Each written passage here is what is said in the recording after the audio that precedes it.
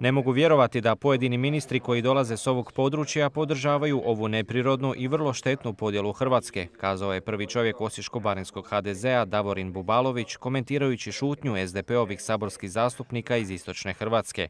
Dio saborskih zastupnika, dodaje Bubalović, ne predstavlja ovaj dio Hrvatske na primjeren način. Nama se spočitava sa određenih javnih tribina i tako da smo mi ljeni, da smo nesposobni, da smo nezainteresirani.